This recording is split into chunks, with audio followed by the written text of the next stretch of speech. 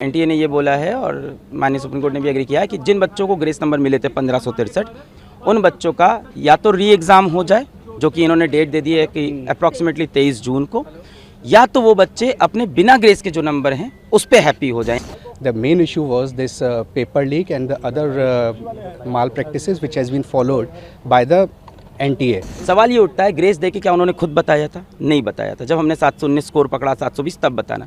तो क्या एनटीए और भी ऐसे बहुत चीज़ें करता है जो हमें पता नहीं चलती? They have admitted their mistake, stating that yes, those grace marks, regarding those grace marks, we are going to conduct the re-examination, which means there was something which was amiss. ये तो पकड़ा गया 719, 720 से, क्या ऐसे और भी मामले हो सकते हैं? तो कहीं ना कहीं ट्रस्ट का इशू है। The court, we filed PIL regarding this NEET examination. There were various issues which we have raised on behalf of lakhs of students.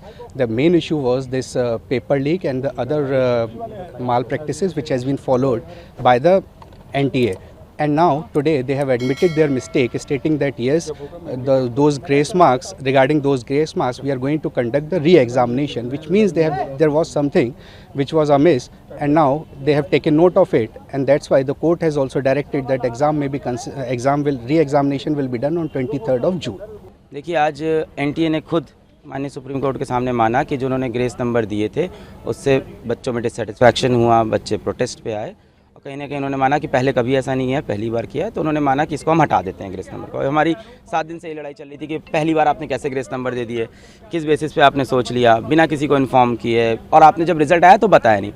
अब इससे मेरी प्रॉब्लम क्या क्या है? और उन्होंने एनटीए ने ये बोला है और माननीय सुप्रीम कोर्ट ने भी एग्री किया है कि जिन बच्चों को ग्रेस नंबर मिले थे 1563 उन बच्चों का या तो री एग्ज़ाम हो जाए, जो कि इन्होंने डेट दे दी है कि अप्रॉक्सीमेटली 23 जून को, या तो वो बच्चे अपने बिना ग्रेस के जो नंबर हैं उस पर हैप्पी हो जाएं, यानी उनका ग्रेस नंबर काट दिया जाएगा। ठीक है, अब री एग्ज़ाम हो उन बच्चों का जो देना चाहते हैं 1563 में से, और जो नहीं चाहते हैं उनका ओरिजिनल स्कोर रहेगा, फिर रैंक पूरी शफल हो, उसके बेसिस पे काउंसलिंग हो। पर इसमें मेरे कुछ पॉइंट्स हैं, 3 पॉइंट्स हैं मेरे।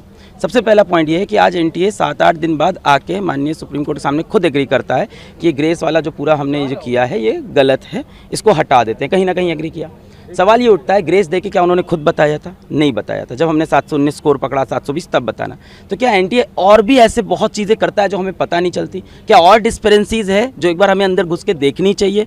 ये तो पकड़ा गया 719, 720 से, क्या ऐसे और भी मामले हो सकते हैं? तो कहीं ना कहीं ट्रस्ट का इशू है। दूसरा बात, उन्हीं बच्चों को ग्रेस मिला था और उन्हीं को री एग्ज़ाम की अपॉर्चुनिटी मिल रही है जो माननीय हाईकोर्ट पहुंचे थे एग्ज़ाम के बाद कि उनका समय का नुकसान हुआ है। बहुत सारा बच्चा माननीय हाईकोर्ट नहीं गया क्योंकि किसी को नहीं पता कि बाद में ग्रेस नंबर मिलते हैं, पहले कभी नहीं हुआ।